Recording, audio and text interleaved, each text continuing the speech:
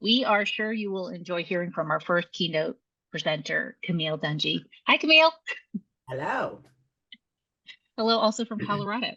Um, Camille T. Dungy is a distinguished writer and professor, draws inspiration from her extensive travels across the US and various countries, shaping her insightful exploration of history, landscape, culture, family, and desire in her writing. With a forthcoming book, Soil, the Story of a Black Mother's Garden, and 4 acclaimed poetry collections, including Trophic Cascade and a guidebook to relative strangers, she has earned accolades such as the Colorado Book Award and the 2021 Academy of American Poets Fellowship. Dungy is an advocate for literature's intersection with environmental action, edited the groundbreaking anthology Black Nature, and served as the poetry editor for Orion magazine. As a host of the podcast Immaterial and recipient of prestigious fellowships, including the 2019 Guggenheim Fellowship, Dungy continues to make significant contributions to the literary and environmental spheres. Please all join me in welcoming Camille Dungy. Hi, I'm Camille Dungy. There we go. Oh, okay. And that's Soil. As we heard, the story of a Black Mother's Garden. Soil is the story of 7 years of my working with my family to create a mostly native, pollinator-friendly, drought-tolerant garden in our northern Colorado yard.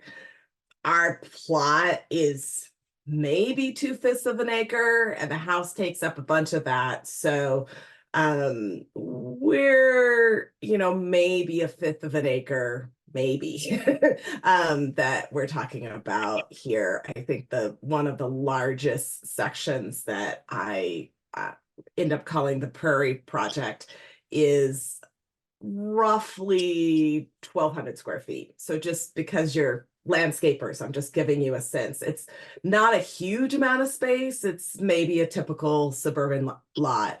We moved here. My husband is a born and bred New Yorker, and we met in the Bay Area and moved here from there. And like the idea of a giant yard was really difficult for us to comprehend. And so there you can see what the yard is that we're talking about and what we moved into when we showed up in the place. And I wanted something more than that.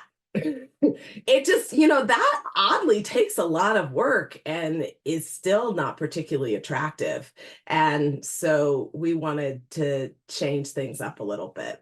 I'm going to actually start with a poem that's in Soil that was a response to a question that I had as I was starting to get pretty deep into this project, like, why am I doing this landscape regeneration, and then why was I writing a book about it? The poem is called Let Grow More Winter Fat, Wine Cup, Western Wild Rose.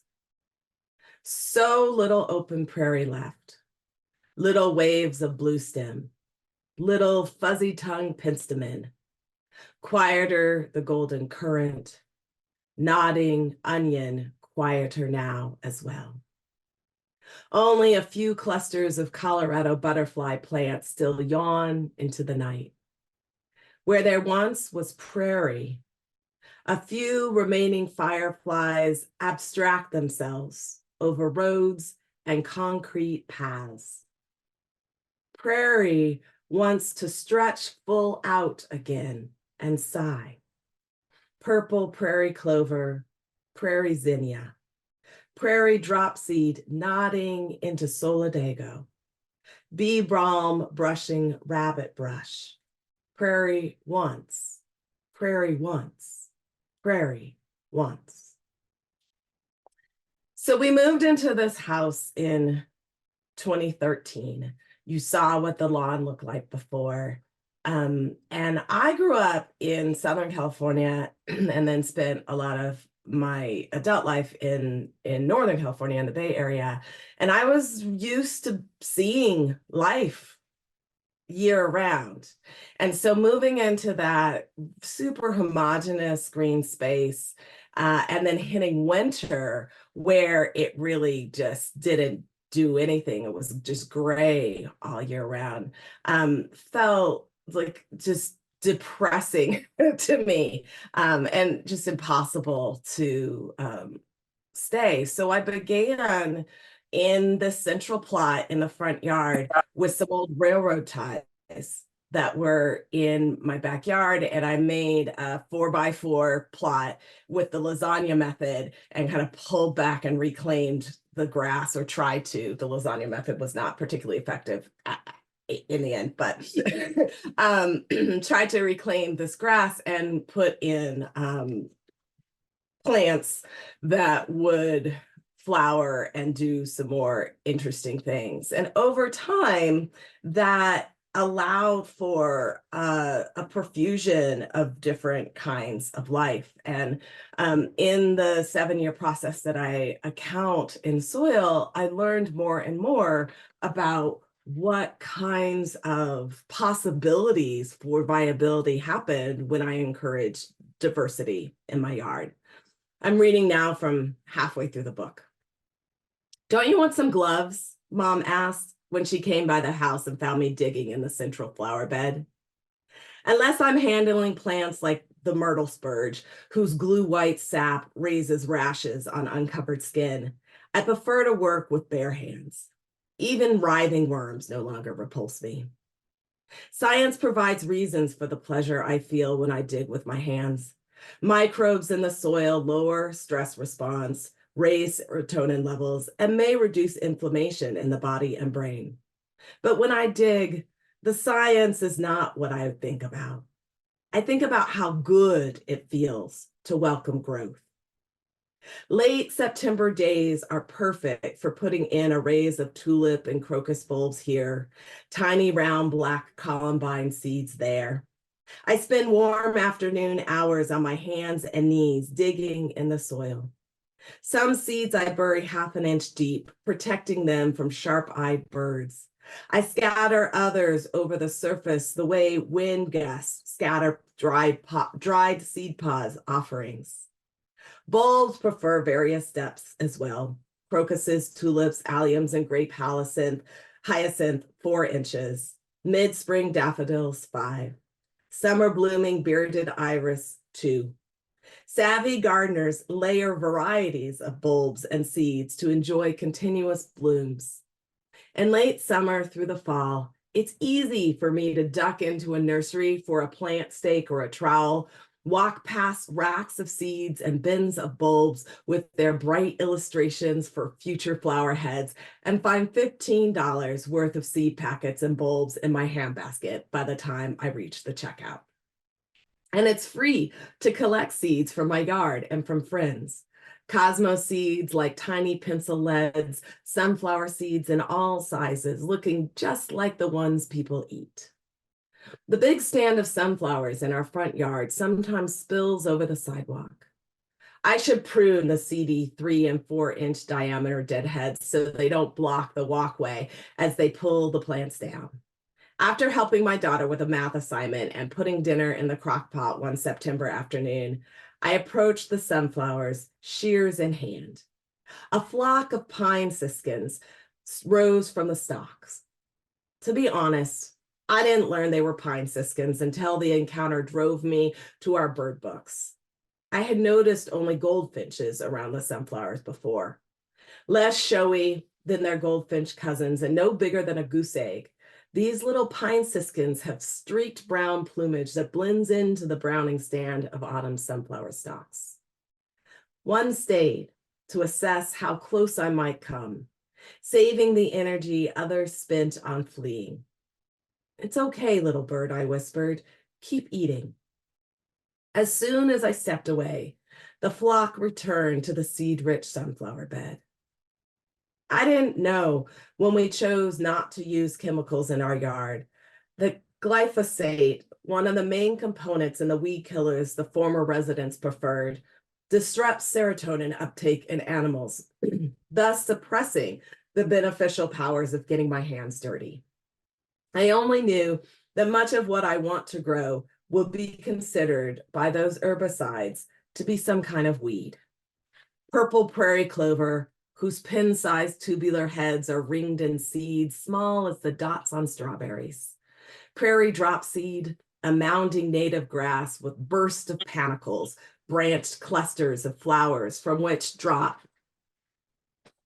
the plant's popcorn scented seed. Monarda, sometimes called bee balm, draws many flying creatures in addition to bees. It makes me happy to see these plants coming up, sometimes willy-nilly, throughout the yard. I'm happier still encountering the community of life that visits. The longhorn sunflower bee. Okay, now I'm about to pronounce a whole bunch of things in their Latin names, so bear with me. You all might know them better than I. When I read the audiobook for this, I had like a producer right there sort of whispering the correct pronunciations in my ear. It was interesting in this process of writing this book how much I had learned about these plants, but like I learned like a book nerd, you know, like I learned what they were called and how to spell it, but not necessarily how to pronounce it. Okay, with that caveat, I'm going in. All right, so the longhorn sunflower bee, Savastra oblique, that looks like a stretched out European honeybee with extra long antenna. The white-shouldered bumblebee, the plainer Bombus nevadadensis, and Bombus occidentalis. Also Bombus centralis and Bombus huntii, bombastic black, yellow, and orange striped native bumblebees. Goldfinches, dragonflies, rabbits, pine siskins. Learning all these names took me years. Learning the name for the joy of this grounding may take a lifetime. Many of the plants that grow in what might have once been called the wilderness of my garden are scraggly, rangy, and wild. Some have fur-like thorns that make them more difficult to manage than the most touch-resistant rose. If they carry a scent, it might be the scent of a skunk or a cut of brittle grass. Their little flowers die the moment I cut them from the stem, rendering them useless for the vase.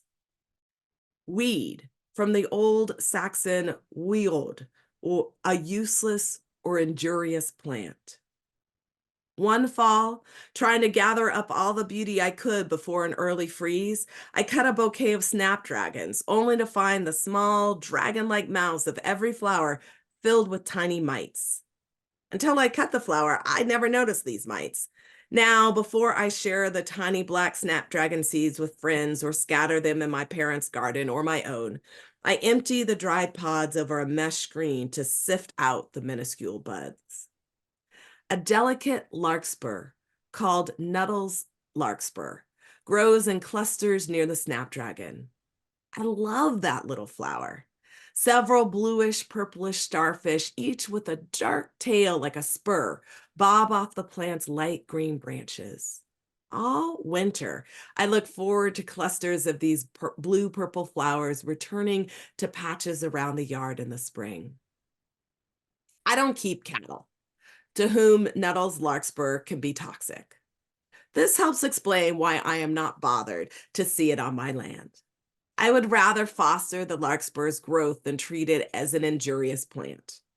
Cattle ranchers also list as undesirable the mint green shrubby stalks of rabbit brush I cultivate in our yard, and the low-growing white flower some call loco weed, which is said to drive cattle crazy.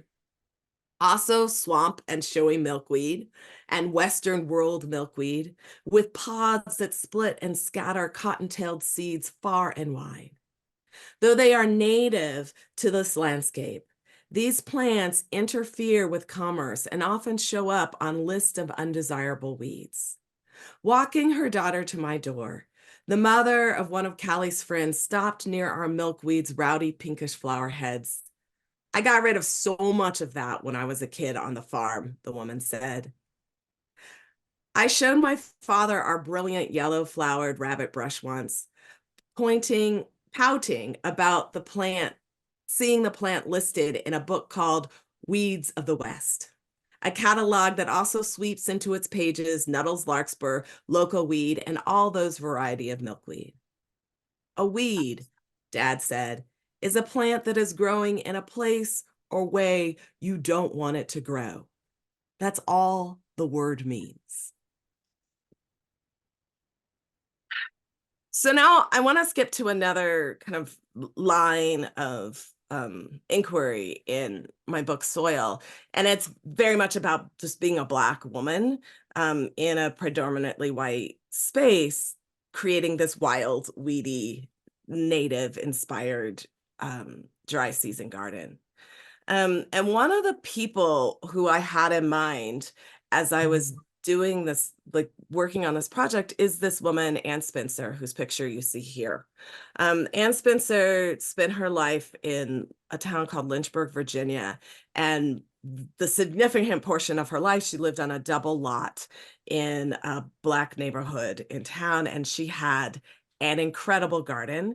It's now in the National Registry of Important Gardens of America. And among the things that are interesting in her garden is the fact that it was an ornamental garden predominantly. And I'll just read a little bit of some of the section about Ann Spencer so you can hear a little bit about what's going on in the space.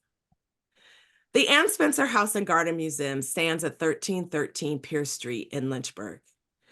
Anne Bethel Scales Bannister Spencer and her husband, Edward Alexander Spencer, built the Queen Anne style house around 1903. For 72 years, Ann Spencer lived in the house and worked in her garden. She lived there with Edward when he was alive and with their son Chauncey until he was married, and their 2 daughters as well. Now, anyone with an appointment can visit the museum her home became. I was 26 when I first walked through that garden. I saw the iris, the coral bells, the clematis, the climbing American beauty roses, lipstick red and multi-petaled. The trellis from which spilled Madame Gregory Stachelin roses with alluringly scented, ruffle-petaled pink climbing blossoms. And the wide-lipped, narrow-throated orange flower Spencer wrote about in a poem she called Lines to a Nasturtium. On the double lot between Pierce and Buchanan, Spencer divided her yard into sections she called rooms. In those rooms, she grew a profusion of life from all over the world. Daylilies from Asia, hazel varieties from native to North America and the United Kingdom, larkspur, black-eyed Susan, and phlox gathered from the neighboring countryside. She grew hydrangeas, a North American native, snapdragons, an imported Southern European plant Thomas Jefferson saw blooming in his Virginia estate around 1767. She planted Virginia red cedar. She cultivated dogwoods. All of these different plants from different places foster a sense of radical rootedness on Spencer's double lot. I visited the Ann Spencer House and Garden Museum often, thinking, voila, there is someone who feels as I do. A woman, a Black woman, lived and wrote and tended a glorious garden in Lynchburg years before I arrived. I fell in love with the idea of building a home beyond my home while standing inside the garden Ann Spencer built. So then I go on to talk about the fact that Ann Spencer was born in to a family. Both of her parents had been enslaved, and she spent her life doing a lot of civil rights work. She founded the NAACP chapter in Lynchburg, Virginia, and in the process befriended a lot of really key Black intellectuals and activists. She had in a moment, we'll see this image of a little pond she made with a bust of a statue that W.E. Du Bois brought back to her from Ghana. And this space feels really important because it's a beautiful space, but it's also a space of restoration and strengthening. In our yard in Colorado, I leave hawthorn and juniper berries on a branch in June for our non-human neighbors to consume. When I do this, and when Ray and I make plans to install a bat house in our prairie project, opening the space to nighttime pollinators and mosquito eaters, we welcome beneficial species to help control more destructive ones, following a practice the Spencers believed in as well. Anne and Edward had a pet crow they named Joe, who could speak about 25 words. Still now, an arbor that Edward built drips in season with Concord and Niagara grapes. Anne allowed only Joe and the birds who visited her garden to eat. The birds entertained her, and she reportedly made sure to point out they controlled insects. By feeding the birds, Spencer employed what growers call integrated pest management, a system that supports natural food chains rather than rely on man-made poisons to control pest populations. You might want to hit the return button just to see if I might have had that set on, move on click. Near Spencer's two-story black porch, they mounted a martin house, you can see it in the back there, on a 25-foot pole. There, Anne and Edward and the children welcomed migrating purple martins. These 7-inch midnight blue birds fly up from South America each spring. Along the way, they eat thousands of pesky insects, including horseflies, midges, termites, wasps, and even the flying queens of fire ant colonies. Hosting martins and other beneficial species, the Spencers kept their vibrant yard essentially pest-free. That the Spencers built such an unthreatened yard wasn't just a matter of aesthetics. Until Edward's family bought the lot after the Civil War, Confederate troops used the land where the Anne Spencer House and Garden Museum now stand as a campground and recruitment site. The Spencer family erected an assembly hall on part of the purchased acreage, offering a safe place for newly freed Black folks to gather.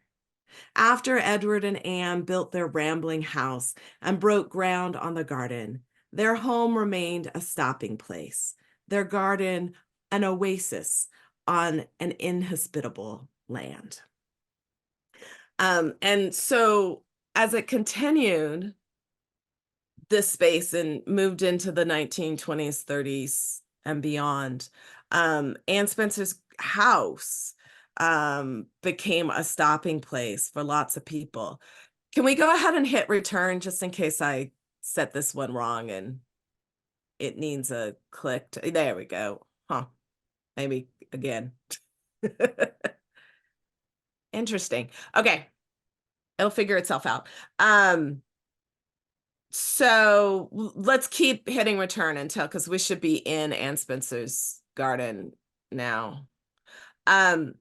So the house had plumbing inside. Huh, it's going backwards instead of forward.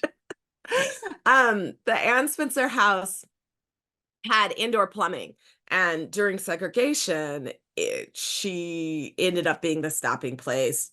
W.B. Du Bois, I mentioned, Langston Hughes, or Neil Hurston, George Washington Carver, all kinds of people stopped in the space, and her garden became this really known quantity of a space for refuge and glory, just like a glorious, wonderful space to be. And so as I was building my own garden and thinking about the work that I was doing to diversify the landscape, to make this more sustainable landscape in a place that's prone to drought, in a time where we know that pollinator and bird populations are really depleted, I was thinking very much about how we can create um,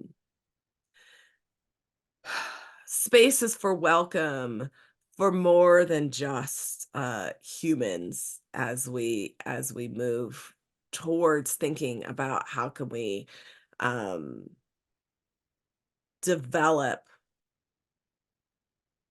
beauty that does work, right?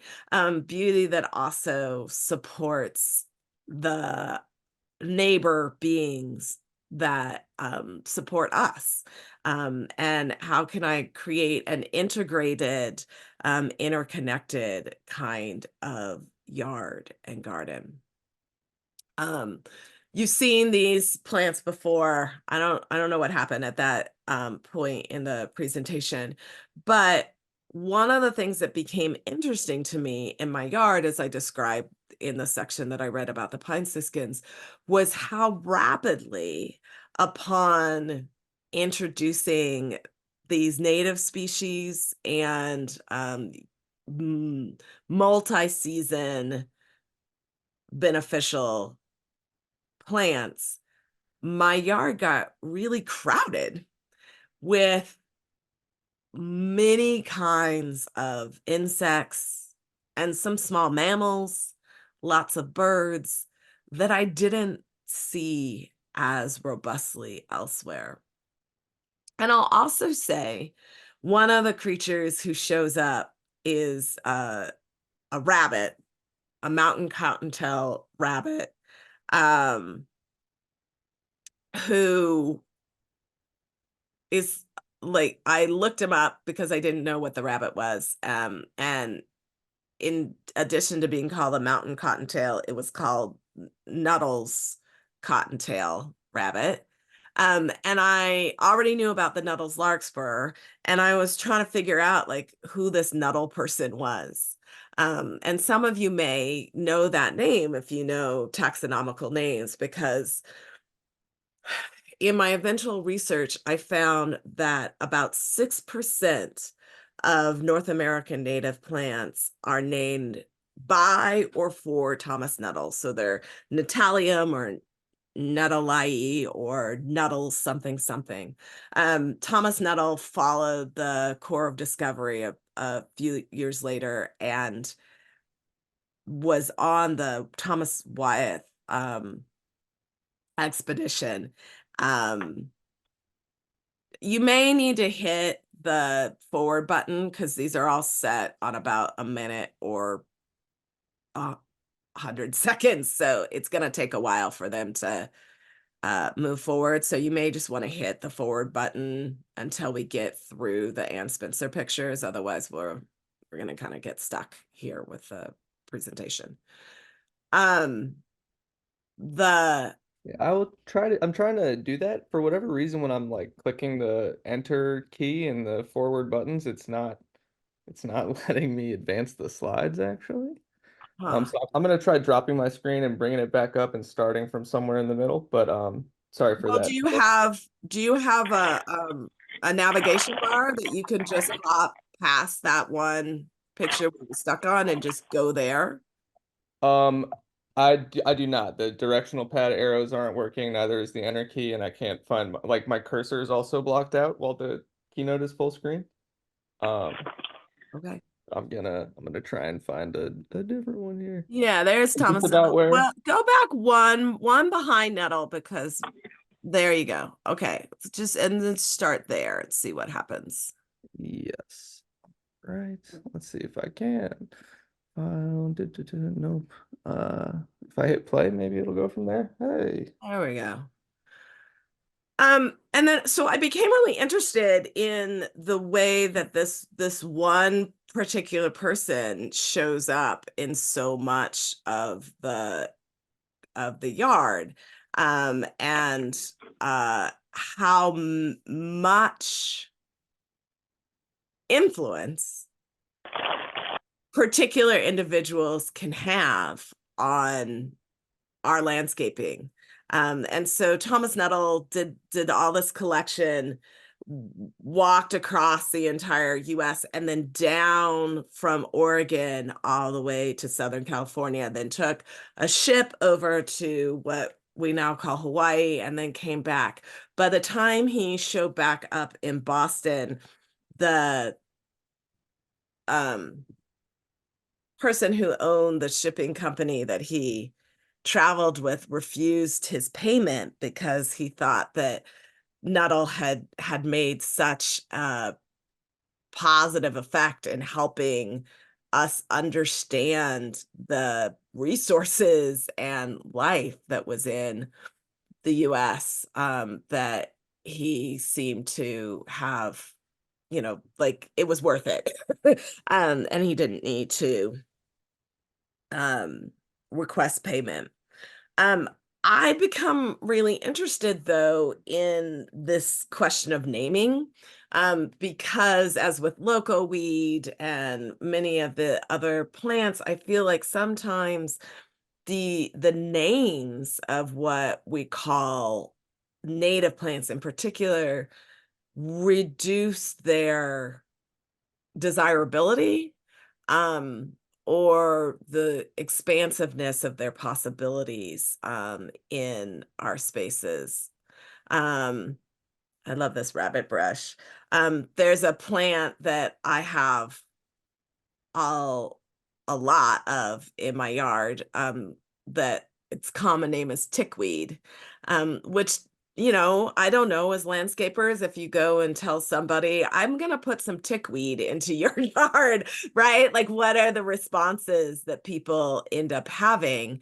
And how difficult is it to work around that kind of resistance that shows up with those names and those ideas. So the last little section that I'm going to read, and then I want to open up to questions, has to do with resistances, with the kind of ways that we have set up landscaping policies that reinforce consciously and unconsciously divisive, homogenistic, and often actually, quite honestly, exclusionary practices against people and alternative lifestyles. When we moved into our house, the covenant for our homeowners association specified that the yard should be well maintained. In those early years, a woman walked around the neighborhood with a ruler, measuring too tall grass and what she considered unwieldy or weedy vegetation, reporting homeowners to the HOA board for review and possible censure. Once, we left a compost bin where it could be seen from the sidewalk.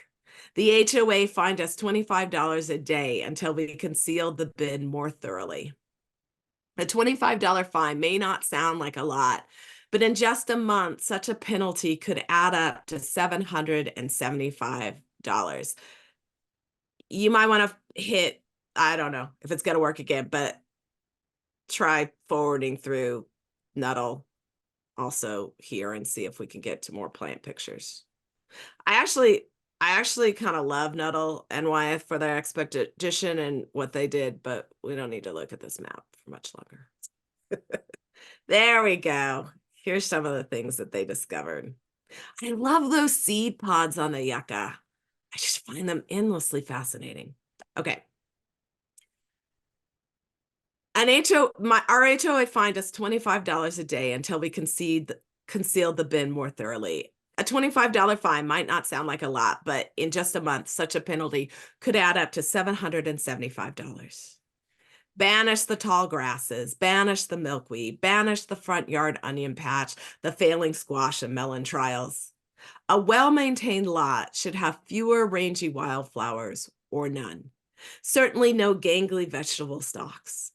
In 2012, the year before we moved to Fort Collins, city officials in Tulsa, Oklahoma bulldozed nearly everything a Black woman named Denise Morrison grew in her front yard after someone reported her garden full of edible plants and medicinal plants for violating zoning ordinances.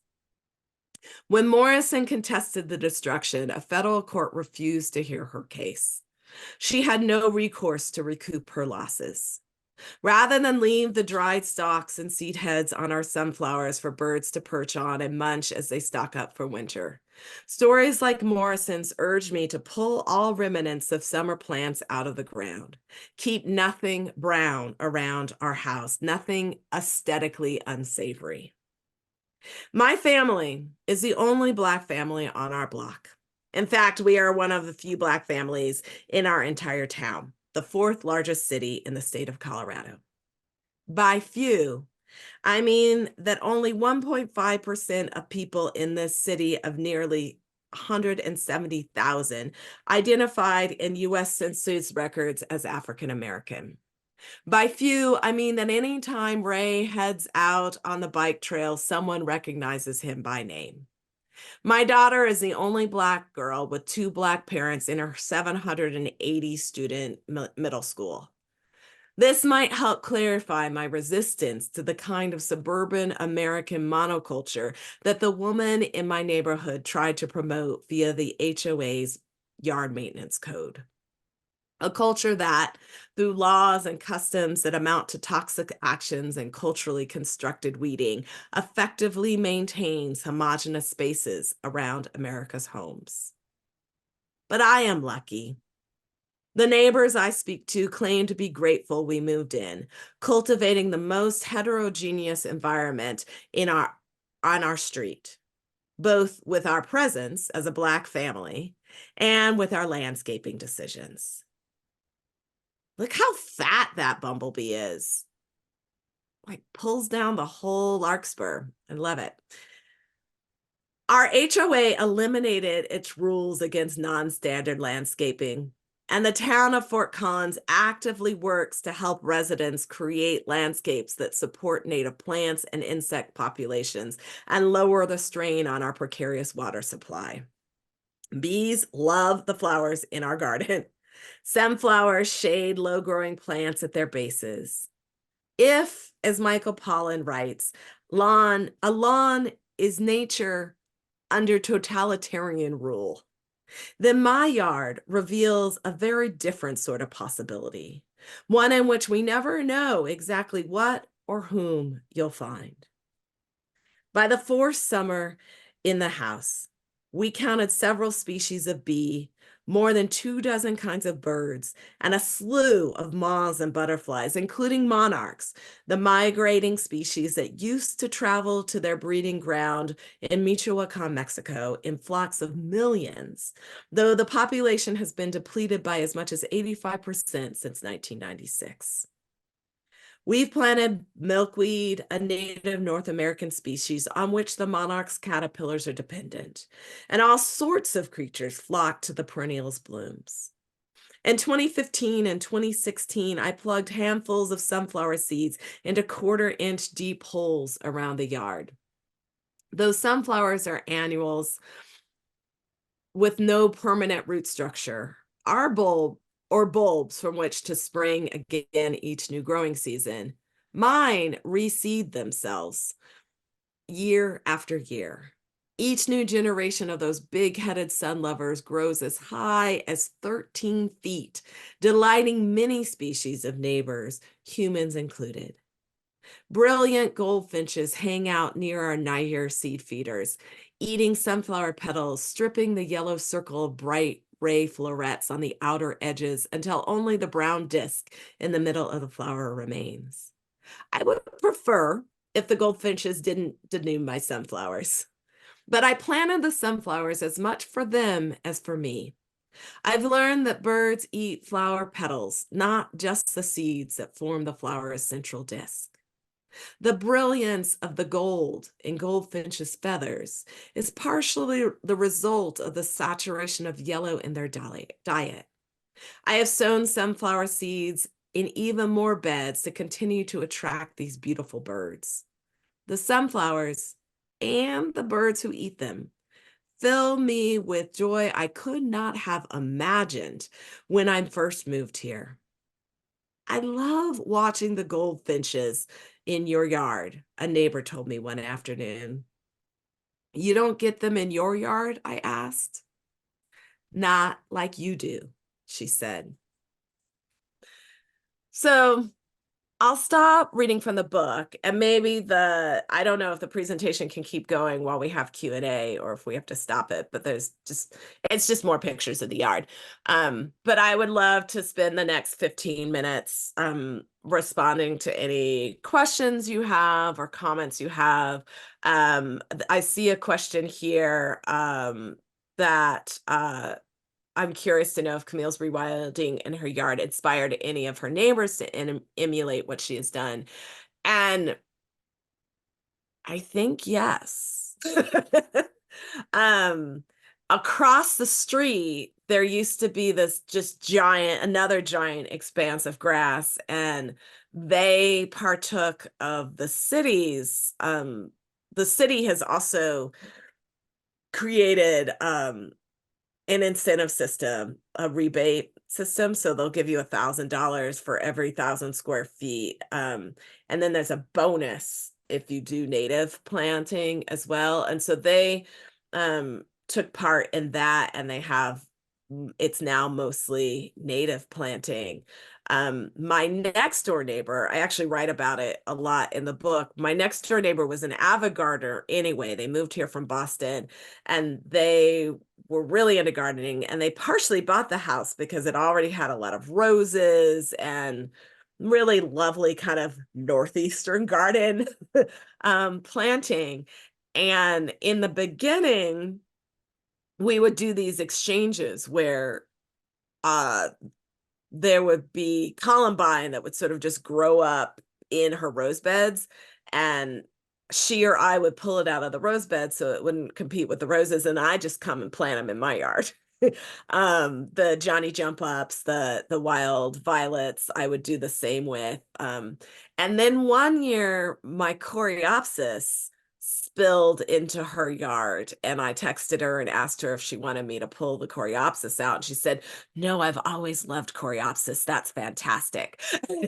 And so we have this kind of interchange now. She's got some of my sunflowers in her yard, and it's great because we're neighbors, and the yards kind of seem to blend and flow one to the other as we move.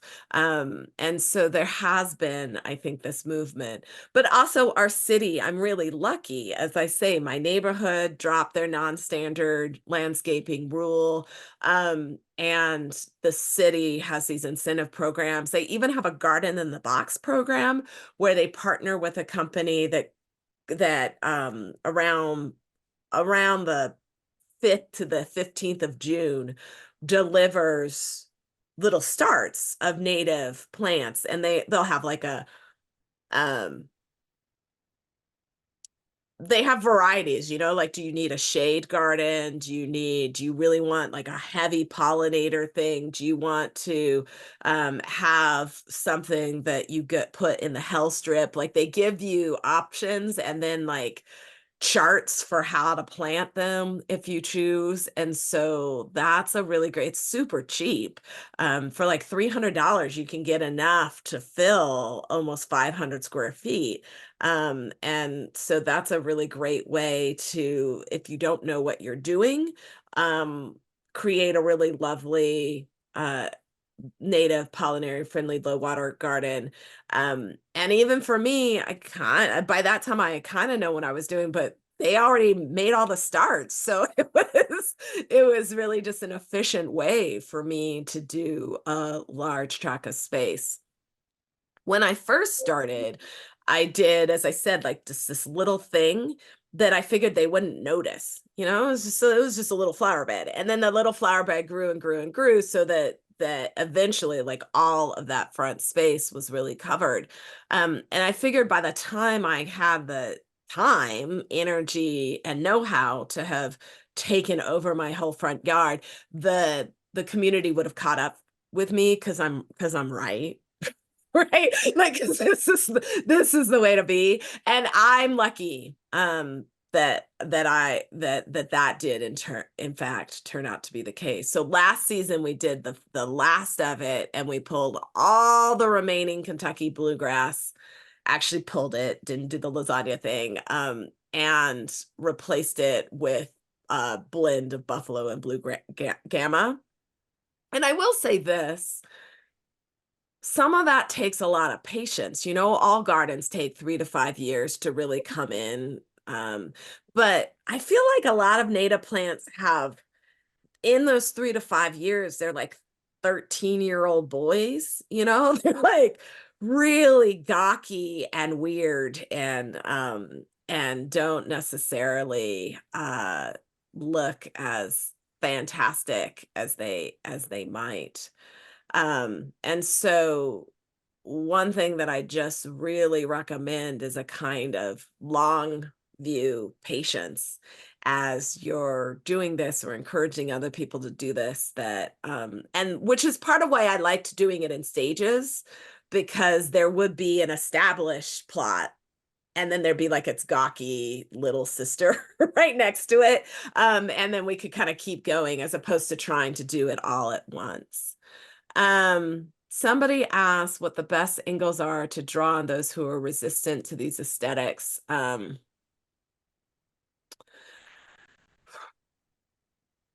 don't really know. I mean, I do think that my yard looks incredibly lovely now. And so maybe it's a matter of having more examples of what it looks like. But you're right, it really is a different look. And if you want roses and peonies and plants that are like more traditional, it's hard to encourage people that things that they've been told are weeds are lovely. One thing is that these things don't have to be entirely native gardens, right? And so you can blend in plants that feel more conventional to people with the native plants. For me, through the winter, my yard gives me much more satisfaction because I leave the echinacea pods and the sunflower pods up, and there's texture in the yard through the year. Even the old grass forbs and things have a kind of look to them that can keep me interested. And so in winter places that might be useful. And then for another advantage for me in northern Colorado, my introducer will probably agree, the weather here is crazy. Bonkers. Absolutely It's bonkers. just like it'll snow. In 2020 it snowed the day after Labor Day, like killing frost the day after Labor Day. And then it can snow as late as when my parents lived here when I was young. They said it snowed in Denver at their 4th of July picnic, right? Like it just doesn't make any sense. But with native plants are super resilient, and they are not, they often tend not to be bothered the same way. So last year I started my tomatoes inside in February. They were all ready to go. I took them outside. I didn't even take them outside till June. I hardened them off. I did everything I was supposed to do. The afternoon I planted my tomatoes, a hailstorm hit and the tomatoes were just done. But a lot of the native plants were like, fantastic. It's like you just kind of divided us. and now there are 3 of us, and they just grew more robustly. And so that's one way to encourage people, I think. Native plants are acclimatized to the fickleness of whatever weather you've got, and they can continue to give you happiness as you're like nursing the poor little immigrant plants. Hey, Camille? Yes. I was just going to offer, because I'm kind of watching the chat, I'm happy to feed the questions to you if that will help make it easier. Yes, because I was trying to read them and I was having trouble. It's a lot, right? Well, there was a question here about how active you were in changing or petitioning the change to the HOA rules beyond your gardening choices. I wasn't. I wasn't. Colorado we are worried about our water is really the thing. And the governor just did a whole thing about pollinators too, but we're worried about our water. And so a lot of the movement in Colorado towards supporting native gardening is about that. It's about water scarcity and water retention. And so those movements our force is much, much bigger than me, really. And so that's helpful. There actually was a ballot measure recently to make it illegal for HOAs to say that individual homeowners can't put in xeriscaping. That doesn't apply in condo units or duplexes or things where the HOA itself owns the land for the landscaping, but for independent homes, HOAs have to rethink that. So I just kind of rode this wave of trusting that there are more and more people interested in rewilding and pollinator supporting gardening, and I was lucky and right. Yeah, that's something I've noticed as well. I moved here 2 years ago from North Carolina, and going from a place that has massive lawns everywhere, I just don't see that here. I think there's a limitation even on how much lawn you can have. Right. But I also We have to pay for our water. right, and it's Right, exactly which you don't have to do in a lot of places in the East Coast. Yeah. So that helps. Yeah, like it's very centered here. The whole people feel the water scarcity. So yeah, I think that certainly helps. There's a really, I think, a great question here, or something that someone really wants you to kind of elaborate on, which is someone's really inspired by your stories, and they're inspired by your centering of a glorious home in an inhospitable land. Can you speak more on this? This person's a second generation immigrant Chinese heritage. Yes, I'm first generation. And a neighborhood of beautiful, useful food plants, and the sharing of people plus animals alike is just so resonant for this individual asking this question. So yeah, talk a little bit more about this centering a glorious home. It's beautiful. yeah, I mean, I think when you do a lot of macro and micro level struggling outside of your home, to have a place that you can come back and feel refreshed and find beauty and see myself supporting diversity and variety and life, it just helps bring my cortisol levels down when I'm in these spaces. I notice, for instance, that people complain about rabbits eating everything. I don't have that problem.